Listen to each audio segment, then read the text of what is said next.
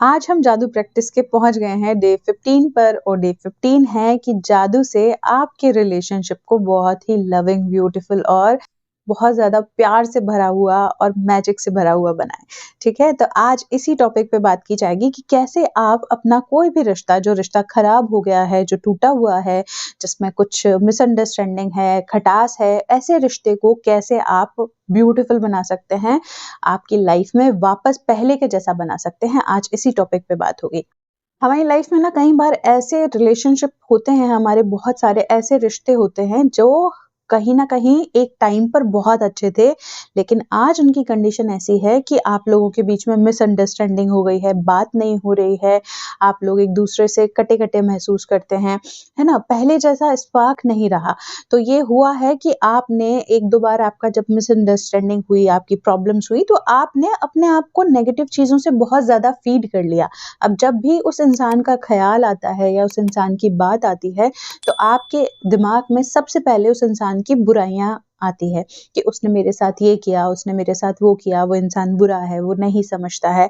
मैं उसको लाख समझाने की कोशिश कर लूँ, तो भी वो इंसान नहीं समझता है। यही सब जब भी उस इंसान के ज़िक्र आता है या उस इंसान की बात आती है, तो आपके मन में सबसे पहला जो इम्प्रेशन आता है, वो यही आता है कि he is not a good person या she is not a good person, ठीक है? आपके लिए तो बिल्कुल नहीं, और हो सकता है आप में से कई लोग ऐसे भी फ़ील करते होंगे कि वो इंसान आपके अलावा दूसरे लोगों से सबसे बेहतर तरीके से बात करता है, उसका रिलेशनशिप और लोगों से ज़्यादा बेहतर है।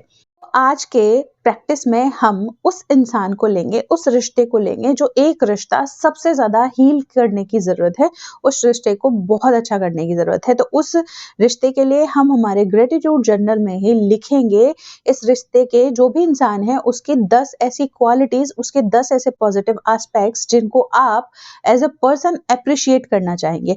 आई एम श्योर कि अभी आपका रिश्ता खराब है उससे, तो आप को ऐसा लगेगा कि मैं कैसे अच्छाई देखूँ उसमें, लेकिन आप एक बार उस झगड़े को एक साइड रखकर, उस प्रॉब्लम्स को, उस सिचुएशन को एक साइड रखकर, उस इंसान के बारे में एज़ अ इंडिविजुअल पर्सन, चाहे वो इंसान आपके साथ नहीं अच्छा हो, लेकिन वो दूसरों के साथ अच्छा है ना? तो उसकी क्वालिटीज़ को एप्रिशिएट करने के लिए हम ग्रैटिट्यूड पे करेंगे, ठीक है? कैसे? कि जैसे सपोज़ कीजिए कि मैं विवेक के लिए लिखना चाहूँगी कि विवेक, तुम बहुत प्यारे इंसान हो, तुम बहुत इंटेलिजेंट हो, मैं तुम्हारे लिए बहुत ग्रेटफुल हूँ और हैप्पी हूँ कि तुम मेरी लाइफ में उस वक़्त थे जब मुझे सबसे ज़्यादा ज़रूरत थी कि कोई मेरे पास हो, मुझसे बात करे। तुमने मुझे बहुत, उसका नाम अगेन लेकर कि विवेक, तुमने मुझे अपनी लाइफ में बहुत मैजिकल और ब्यूटीफुल मोमेंट्स दिए हैं जिस वक़्त मैं बहुत खुश हुई, बहुत हैप्पी हुई और मुझे मेरी ग्रोथ में हेल्प किया, ठीक है? और जब भी मुझे एक गाइडेंस की ज़रूरत थी तो तुम अवेलेबल थे। एक, मैं बहुत ग्रेटफुल हूँ कि तुम रिलेशनशिप को समझते हो, तुम अपनी लाइफ के रिश्तों को बहुत अच्छे से समझते हो, तुम्हारे दोस्त बहुत अच्छे हैं, जो तुमको एप्रिशिएट करते हैं, तुम्हारी फैमिली बहुत अच्छी है, जो तुम्हें बहुत पसंद करती है, तुम एज़ अ इंडिविजुअल पर्सन बहुत अच्छे हो, हमेशा ग्रोथ करते हो, ग्रोथ पे ही फ़ोकस करते हो और अपनी चीज़ें बेटर करने की कोशिश करते हो लाइफ में, ठीक है? मैं बहुत ग्रेटफुल हूँ कि तुम मेरी लाइफ में हो और एंड आई नो कि तुम बहुत ज़्यादा ग्रोथ करोगे, ठीक है?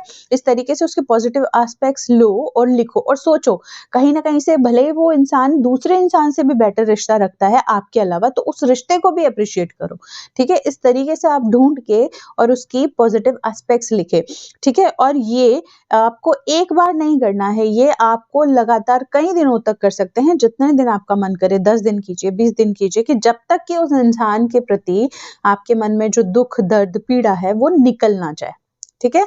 तब तक आपको ये करना है और ये रिलीजियसली करना है। हर दिन अगर सेम चीज़ें आ रही हैं दिमाग में तो नो प्रॉब्लम, हर दिन कोशिश करें कि नया कुछ क्वालिटीज़ ढूँढें, नया कुछ ऐड करें उस इंसान के बारे में, क्योंकि जब आप किसी भी इंसान में क्वालिटीज़ देखना शुरू करते हैं, उसकी चीज़ों के लिए ग्रेटफुल होते हैं, तो आप उसकी बुराइयाँ देखना बंद कर चुके होते हैं, खत्म हो जाती है उसकी जो बुराइयाँ हैं, या आपका ध्यान उसकी कमियों पर जाना बंद हो जाता है। लॉ ऑफ अट्रैक्शन कहता है कि जब आपका ध्यान जिस चीज़ पर जाएगा वो दुगनी मात्रा में बढ़ेगी।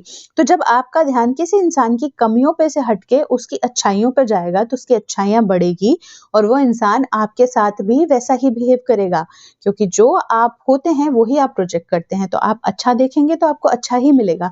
और बहुत सारे लोग ऐसे बोलेंगे कि नहीं मैम, हम सामने वाले के साथ अच्छा कर रहे हैं लेकिन अच्छा नहीं कर रहा। लेकिन फिर भी हम जादू प्रैक्टिस इसीलिए कर रहे हैं सो दैट हम हमारी लाइफ की सिचुएशंस को बेटर कर पाएँ, अच्छा कर पाए।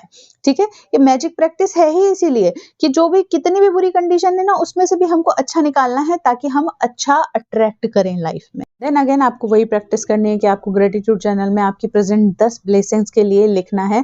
आप जो भी मैनिफेस्ट करना चाहते हैं लास्ट की 3 स्टेज पर उनके लिए भी लिख सकते हैं, और रात को सोने से पहले ग्रेटिट्यूड पत्थर को थैंक यू बोलें दिन भर में हुई कोई भी चीज के लिए, और साथ में जो भी चीज आप मैनिफेस्ट करना चाहते हैं। आज आपने रिलेशनशिप के लिए लिखा है, जो रिलेशनशिप टूट गया था, जो खराब हो गया है, उसके पॉजिटिव एस्पेक्ट्स लिखे हैं, तो आज रात को सोने से पहले ग्रेटिट्यूड पत्थर को इस रिलेशनशिप को अच्छा होने के लिए एडवांस में ग्रेटिट्यूड पे करें। थैंक यू ग्रेटिट्यूड पत्थर, मेरा रिश्ता विवेक के साथ बहुत ही ब्यूटीफुल, लविंग और बहुत ज्यादा प्यार, केयर, अटेंशन से भरा हुआ हो गया है।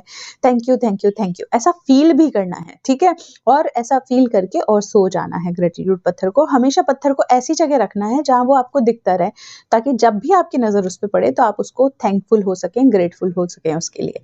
तो आज के वीडियो में इतना ही है, मैं मिलूंगी आपसे नेक्स्ट वीडियो में, तब तक के लिए bye bye, take care, have a nice day.